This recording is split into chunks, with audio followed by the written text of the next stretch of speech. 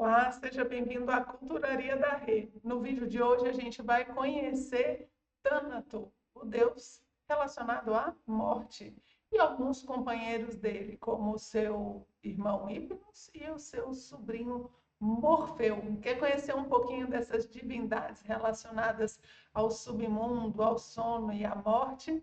Vem comigo que a gente vai conhecer nesse vídeo.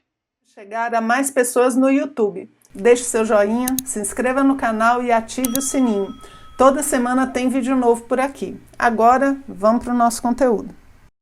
Vamos dar um passeio hoje aqui sobre algumas divindades relacionadas a esse mundo misterioso do sono e da morte, né? Aqui foi um pedido feito para a gente falar sobre Thanatos. E Thanatos, ele não é uma figura assim que tenha um grande mito associado a ele. Na verdade, a gente tem a participação dele em outras histórias que eu vou contar para vocês. Então, eu coloquei um pouquinho aqui Hipnos e Morfeu, que são nomes que a gente conhece, que a gente ouve, né? E é legal a gente saber de onde vem. Então, Thanatos, o deus da morte, e o seu irmão Hipnos são filhos de Nix, a noite, né? E Érebro, a escuridão. Só dos pais a gente já tira muita coisa, né? Não, já dá para conversar sobre muita coisa. Os dois estão associados a esse mundo obscuro, onde as coisas não são claras, não são vistas, né? Não existe a luz do sol, sempre representando a consciência, ou então o espírito, né? Eles não estão aqui nesse mundo. O mundo de Thanatos e de Hipnos é um mundo escuro, sem muita luz. Inclusive, o lugar onde eles vivem, né, uma das descrições é que são palácios onde a luz do sol não chega. Por isso, eles estão sempre relacionados ao inconsciente. Tanto Thanatos, Hipnos, Morpheus, né? Morfeu também estão associados muito ao inconsciente, essas coisas que estão dentro da gente que a gente não conhece muito bem, né? Então, tá aí Thanatos e o seu irmão Hipnos, e eu vou contar um pouquinho, né, duas histórias que tem de Thanatos dentro da mitologia, e depois a gente entende a, a mudança, digamos assim, de representação de Thanatos. Porque o deus da morte, ele era representado como sendo um jovem, né? Um jovem com asas, um ar um tanto sombrio, com certeza, mas ele era jovem, não era essa ideia da caveira que a gente tem hoje. E existe uma história de Thanatos com Sísifo, né? Sísifo, a gente tem um vídeo falando dele aqui, né? Que está aprisionado lá no inferno até hoje. Se você quiser saber a história, a gente tem um vídeo sobre ele. E aqui a presença de Thanatos ela é interessante porque Sísifo é muito ardiloso e ele consegue enganar a morte. O que, que ele faz? Ele se mete numa confusão e Zeus manda a morte ir lá ceifar a vida de Sísifo. Fala assim, ó, o cara me passou a perna, manda ele literalmente para os infernos. E aí Thanatos vai lá procurar Sísifo. E Sísifo, muito ardiloso, muito, né, cheio de história, vira e fala assim, mas Thanatos, que coisa, até que enfim, assim, eu confesso que eu estou um pouco chateado, eu não esperava morrer tão novo, mas assim, olhando para você, você tão bonito, tão jovem, olha, eu já vi muitos deuses aqui, e você, hein? Você tá top, você tá mais bonitão do que todo mundo. Começa a, né, fazer milhões de elogios. E no final ele fala assim, olha, eu queria te dar uns presentes, né? Porque eu, né, tô saindo aqui, você vai me levar para o mundo dos mortos e as minhas joias não valem mais nada. Então eu queria deixar elas com você. E Thanatos se deixa levar, porque assim, ele nunca foi recebido com tanta alegria por ninguém, não é verdade? Afinal de contas, as pessoas gritam, fogem, desmaiam, mas ninguém quer ficar cara a cara com a morte. Então ele fica muito lisonjeado com todas essas coisas que Sísifo oferece para ele e resolve então aceitar o presente. Aí ele fala, não, olha essa pulseira aqui, que linda. Ele coloca uns pulseirão, né, no braço dele, ali no punho. Fala, esse colar aqui maravilhoso. Coloca o colar ali no pescoço de Thanatos. E quando ele percebe, ele está preso, né? Na verdade, não eram joias. Era uma forma de prender Thanatos. E aí Sísifo não morre porque Thanatos está preso. Só que acontece um problema. Outras pessoas também não morrem. Na verdade, ninguém mais morre. Por quê? Porque a morte não pode ir lá recolher a alma das pessoas. E isso, gente, eu sei que pode parecer muito bom de início, né? Principalmente em relação à nossa morte, mas gera um problema enorme, porque as pessoas não morriam mais. As pessoas envelheciam eternamente, né? Nas guerras, as guerras não acabavam porque as pessoas não morriam. O Hades começou, né? O deus Hades, inclusive, começou a ficar muito chateado porque ninguém mais descia ao mundo dos mortos porque ninguém morria. Isso começa a dar uma confusão danada. Na mitologia grega é Ares, né? Deus da guerra, que vai lá e liberta Tânato, justamente para que as pessoas voltem a morrer. E aqui é muito interessante, né?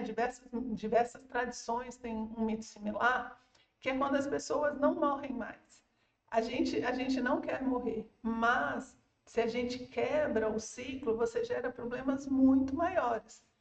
Essa coisa de prender a morte é como você não permitir o fechamento dos ciclos. Isso vai gerando desequilíbrio, vai gerando problemas, vai gerando situações inesperadas, como uma pessoa que fica doente, mas não morre, ela fica eternamente doente, porque ela não consegue fechar o ciclo. E esses mitos, eles surgem justamente para mostrar a importância do morrer, a importância de você fechar os ciclos. Gente, na nossa vida é muito parecido. A gente, quando não fecha os ciclos, né? Quando a gente não deixa determinadas experiências morrerem, a gente vai carregando o mundo nas costas, a vida fica muito pesada, né? A gente tem que deixar as coisas acabarem. E aí, quando o Ares, então, deixa Tânato livre, a primeira pessoa que ele vai pegar é Sísifo, né? Justamente, que aí Ardiloso também vai tentar passar a perna nele na morte outra vez, né? Aí vocês dão uma olhadinha no vídeo de Sísifo para conhecer a história toda, tá bom? Um outro local, né, uma outra história que aparece Tânato é com Hércules. Hércules visita, né, um grande amigo seu e a rainha Morte chega para buscar a alma da rainha, que num amor infinito ia se sacrificar no lugar do marido. Só que Hércules não gosta dessa história não. Ele fala, como assim? Como assim? Morte vai vir pegar você? Mas de jeito nenhum que eu vou deixar isso acontecer. Aí Hércules, né, grande herói, vai lá e vence a morte. E aqui a gente também tem uma chave bem interessante, né? Porque é um herói que está no meio dos seus 12 trabalhos. A gente também tem aqui uma série toda falando dos 12 trabalhos de Hércules. Ele está ali nos seus trabalhos e nesse meio ele vence a morte, né? Como se fosse uma sublimação da morte, mostrando que esse herói vai durar para sempre, de certa forma, né? Tanto que a gente está aqui falando de Hércules. Então, essas são duas aparições de Tânato dentro das histórias, além da ideia geral da morte em si, né? É, Antes de falar do seu irmão, que é Hipnos, eu queria fazer um parênteses sobre a representação atual que a gente tem da morte. É mais uma caveira, né, com uma foice na mão. E aí tem diversas variações, mas no geral é isso, uma caveira com uma foice. A caveira, e você vê que na antiguidade, Tânato era um jovem belo e alado, né? É muito mais uma relação com levar, né, uma leveza associada às asas, né, do que uma coisa terrível como a gente vê hoje. Por quê? Porque a questão da caveira vai associar muito à morte física, né? E o físico tem muito, muito medo da morte, porque ele acaba. Quem não tem medo da morte é a alma eterna, né? Então, essa ideia da caveira, ela puxa muito com o que vai acontecer com o heterofísico. E aí vem todas as coisas, né, de que você não deve se deixar levar por isso, né? Por quê? Porque é justamente o que acaba. E a foice que ela leva, eu sei que a gente interpreta como matar a pessoa, né? A morte chega, passa a foice e acaba com o restinho de vida que a pessoa tem.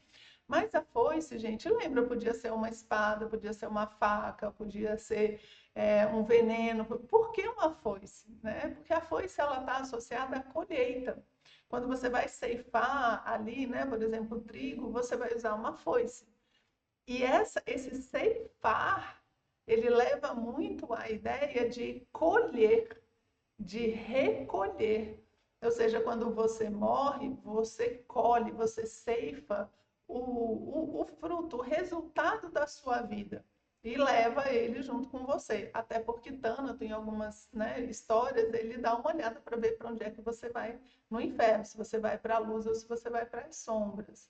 Então, não é uma questão de ceifar a vida daquela pessoa especificamente. É uma questão de ceifar o que foi plantado durante a vida para você recolher nesse final de ciclo.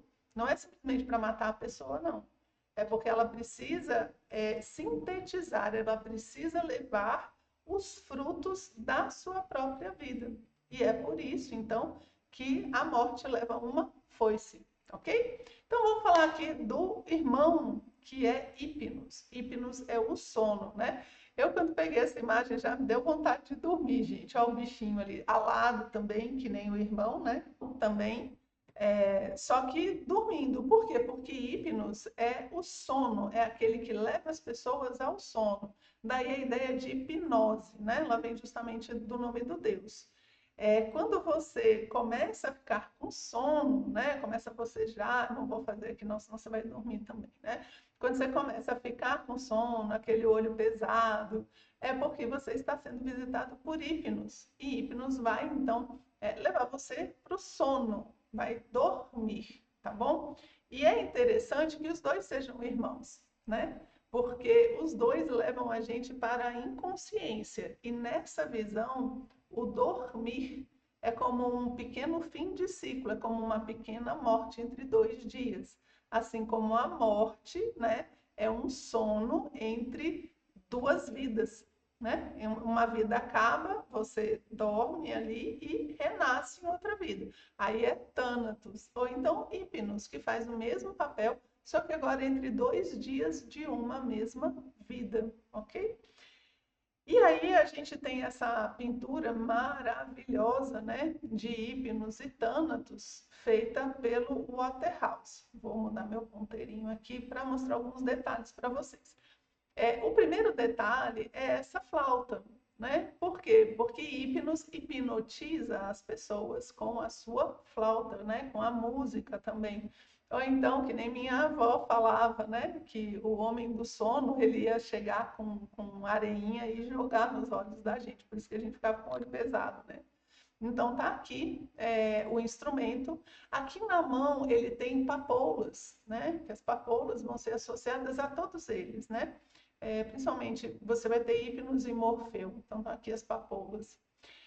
Aqui atrás, ó, você tem uma fumaça, né? É como se fosse relacionado a esses ritos, a essas iniciações relacionadas ao inconsciente, a você encontrar dentro de si essas coisas que a gente tem meio escondidas, né? Aqui a gente tem uma lira, mais associada a Tânato, e se você for ver esse quadro, ele tem algo muito interessante, porque Tânato está totalmente no escuro, né? E Hipnos está no claro. A luminosidade bate em Hipnos, né? Os dois dormindo do seu jeito. Se você perceber a pintura, Tânato já está parecendo com um corpo morto, tanto pelo rosto, a forma com que ele põe, quanto o fato dele já estar meio que sendo coberto, né? Ele já está meio que sendo preparado aí para um velório. E aqui Hipnos está dormindo, mas ele está tranquilo, né? Está descansando, está na luz, não está coberto, ele está todo, né, visto e dorme de forma muito serena. Então, é fabulosa aqui essa representação que o Waterhouse faz dos dois irmãos, ok?